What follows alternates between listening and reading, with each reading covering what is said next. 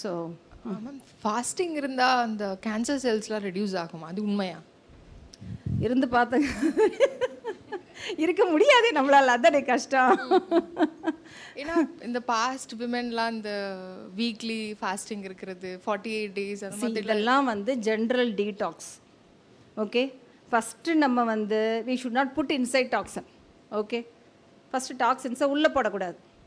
அதுக்கப்புறம் சப்போஸ் தெரியாமல் நான் ஏதாவது உள்ளே போட்டிருக்கேன்னா ஐ கேன் டூ டீடாக்ஸ். அந்த டீடாக்ஸில் வரக்கூடிய ஒரு விஷயம் என்ன அப்படின்னா, give rest to your digestive system. உங்களுடைய ஜீரண மண்டலத்துக்கு ரெஸ்ட் கொடுங்க. ஒரு ஃபியூ ஹவர்ஸ் ஃபஸ்ட்டு. ஃபாஸ்டிங்னா உடனே நம்மளால் 24 hours நாட் பாசிபிள். நம்ம வேலை பார்க்கணும், நம்ம வேலையெல்லாம் செய்யணும், இல்லைன்னா அவ்வளோதான். ஒரு நாள் நீங்கள் சாப்பிடாமல் இருக்கீங்க, படிக்கிறீங்களா வேலைக்கு போகிறீங்களா?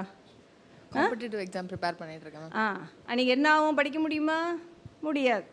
ஸோ அப்போ அதனால் பேலன்ஸ். ஃபஸ்ட்டு இந்த டீடாக்ஸ் மெத்தட்ஸ்க்கு போடுறதுக்கு முன்னாடி ஃபஸ்ட்டு நீங்கள் என்ன பண்ணணும்? ஃபஸ்ட்டு உள்ளே என்னென்ன போடுறீங்களோ டாக்ஸின்ஸை ஸ்டாப். ஃபஸ்ட்டு டாக்ஸின் எது தெரியுமா? ஈஸிலி அவைலபிள் நம்ம உடம்புல நம்ம போடக்கூடிய டாக்ஸின் எது தெரியுமா? Sugar. So it's has been proved in all researches. Sugar is the prime cause inflammatory. So உங்களுக்கு அழகாக இருக்கணும்னு நீங்கள் நினச்சிங்கன்னா கூட நான் என்ன டாக்டர் பண்ணணும்னா சுகரை ஸ்டாப் பண்ணுங்க, அது நமக்கு செட் ஆகாது. ரொம்ப கஷ்டமாச்சு. சுகர்னா ஒயிட் சுகர் மட்டும் கிடையாது, எதெல்லாம் ஒயிட் சுகர் போடுவாங்க அது எல்லாத்தையும் யோசித்து பார்த்து எல்லாத்தையும் ஒயிட் சுகர் வேண்டாம் சொன்ன மேடம் நான் சாக்லேட் சாப்பிட்லாமா, நான் அந்த ஸ்வீட்டு சாப்பிட்லாமா, இப்படி வரிசையாக. ஸோ ஃபஸ்ட்டு டாக்ஸின்ஸை உள்ளே போடாதீங்க. அதுவே நம்ம உடம்புக்கு நம்ம செய்யக்கூடிய help. Dates natural fruit sir அது. ஆமாம், பழங்களில் உள்ள இனிப்பு அது வேறு. நான் சொல்கிறது வந்து processed food, processed sugar, refined sugar, processed sugar. பதப்படுத்துறது, அந்த பதப்படுத்தக்கூடிய அந்த ப்ராசஸில் தான் அந்த பொருள் தன்னுடைய இனிப்பு தன்மையை தவிர மற்ற எல்லாத்தையும் இழந்துருது. சுகர் எதுலேயும் தயாரிக்கிறோம்? கரும்புச்சாறுலேருந்து தானே தயாரிக்கிறோம்.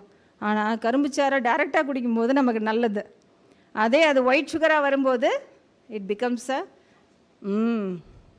இன்ஃப்ளமேட்ரி ஒரு திங்காக போயிடுது அந்த சுகர். ஏன்னா நீங்கள் யாரை வேணாலும் எந்த டாக்டர் வேணாலும் கேளுங்க, கேன்சர் அவாய்ட் பண்ணுறதுக்கு நான் என்ன பண்ணணும் அப்படின்னா ஸ்டாப் சுகர், அதான் ஃபஸ்ட்டு சொல்லுவாங்க. சுகர் எடுக்காதீங்க, ரெண்டாவது வெயிட்டு போடாதீங்க. எல்லாருக்குமே எந்த ஒரு கட்டி இருந்தாலும் உடனே நம்ம என்ன கேட்போம் டாக்டர்கிட்டக்க? டாக்டர் இந்த கட்டி கேன்சராக மாறுறதுக்கு வாய்ப்பு இருக்கா? அதானே கேட்போம். ஸோ அப்போ எந்த கட்டியுமே கேன்சராக மாறலாம். பட் யாருக்கு மாறும் அந்த கட்டி அப்படின்னா டயபெட்டிஸ் சுகர் யாருக்கு இருக்கோ அவங்களுக்கு தான் ஹையஸ்ட்டு சான்ஸ் இருக்கும் அந்த கட்டி கேன்சராக மாறுறதுக்கு. அதே மாதிரியே வெயிட் அதிகமாக இருக்கவங்களுக்கு ஆட்டோமேட்டிக்காகவே பாடியில் சுகர் வந்து அதிகமாக சர்க்குலேட் ஆகிட்டு இருக்கும், அவங்களுக்கும் அதிகமான சான்சஸ் இருக்கும். அஃப்கோர்ஸ் சில பேருடைய உடலினுடைய தன்மை பரம்பரையாகவே அவங்களுக்கு கேன்சராக மாறக்கூடிய வாய்ப்புகள் அதிகமாக இருக்கும். ஓகேயா? ஸோ அதனால் ஒன்று பண்ணணும், நான் டீடாக்ஸ் பண்ணணுன்னா நீங்கள் வந்து பட்னி கிடந்து படிப்பை கெடுத்துக்க வேண்டாம், நல்லா படிங்க, சுகரை மட்டும் கட் பண்ணுங்கள் ஃபஸ்ட்டு. ஓகே, ஃபஸ்ட்டு ட்ரை பண்ணுங்கள். ஓகேயா? ஃபாஸ்டிங்கிறது ஈஸியாக எடுத்துக்கலாம். நம்மளால் 24 hours ஃபாஸ்டிங் இருக்க முடியுமா? கஷ்டம். It is difficult. ஏன்னா நம்மளுடைய அன்றைக்கி செய்ய வேண்டிய வேலைகள் எல்லாத்தையும் விட்டுட்டு நம்மளால் ஃபாஸ்டிங் இருக்க முடியாது. நம்ம வேலை செய்யணுன்னா நமக்கு பசிக்க ஆரம்பிச்சிடும். ஸோ அப்போ நம்ம என்ன நினைப்போம், சரி காலைல நான் இட்லி சாப்பிட வேணாம், ஃபாஸ்டிங் இருக்கலாம். ஆனால் பசிக்கும் போது நான் எங்கே போய் விழுவேன்? நெக்ஸ்ட்டு ஸ்நாக்ஸ், அதில் தான் விழுவேன். ஸோ அதுக்கு பெட்டர் இட்லியவே சாப்பிட்டுட்டு போய்டும். ஓகேயா? ஸோ அதனால தான் நான் வந்து எப்பயுமே எல்லாருக்குமே சொல்கிறது, உங்களையே நீங்கள் அப்படியே தீவிரமாக வருத்திக்காதீங்க. ஸ்டெப் பை ஸ்டெப் ஸ்லோவாக போங்க, ஆனால் ஸ்டடியாக இருங்க. கன்சிஸ்டன்சி தான் இம்பார்ட்டன்ட். நீங்கள் என்ன ஒரு இதை ப்ராக்டிஸ் பண்ண, யோகா ப்ராக்டிஸ் பண்ணுறதாகட்டும், breathing is one of the detox. Breathing exercise பண்ணுறது, மூச்சு பயிற்சி நல்ல ஒரு டீடாக்ஸ். ஏன் அது ஒரு நல்ல ஒரு டீடாக்ஸ் சொல்லுங்கள்? ப்ரீத்திங் எக்ஸசைஸ், மூச்சு பயிற்சி. நம்ம எப்பயுமே ஆக்சிஜன் மூச்சு விடும்போது நம்ம என்ன பண்ணுறோம்? மூச்சை உள்ளே இழுக்கும் போது ஆக்சிஜனை, காற்றுல இருக்க ஆக்சிஜனை இழுக்கிறோம்.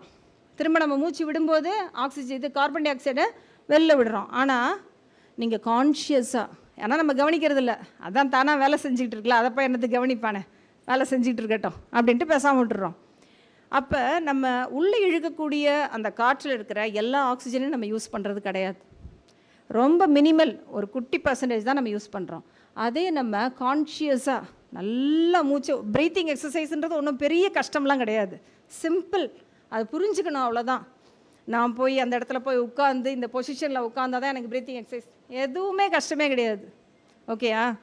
என்ன பண்ணணும், நீங்கள் இழுக்கிற மூச்சை எவ்வளோ உங்களால் இழுக்க முடியுமோ இழுத்துக்கங்க, கொஞ்சம் நேரம் வச்சுக்கோங்க, அதுக்கப்புறம் எவ்வளோ நேரம் வைக்க முடியுமோ வைங்க, அடுத்து எவ்வளோ அதை வந்து வெளியில் விட முடியுமோ விடுங்க. இவ்வளோ தான், சிம்பிள். கவுண்ட் பண்ணிக்கோங்க. இனிஷியலாக ஒரு 10 உள்ளே இழுக்கணும், ஒரு 5ஆவது நான் உள்ளே வச்சுருக்கணும் காற்றை, அடுத்து ஒரு 10.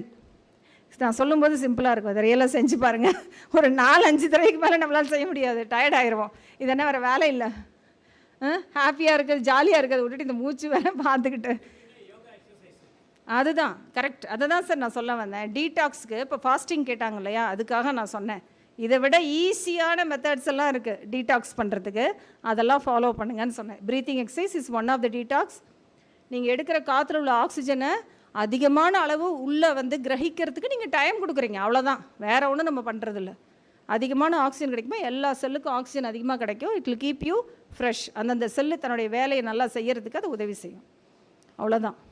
ஓகேயா? ஸோ நீங்கள் நல்லா படித்து சூப்பராக பாஸ் பண்ணணும். இது இப்போ நான் சொன்ன டீடாக்ஸ் டிப்ஸ் எல்லாம் உங்களுக்கு தான். ஓகேயா?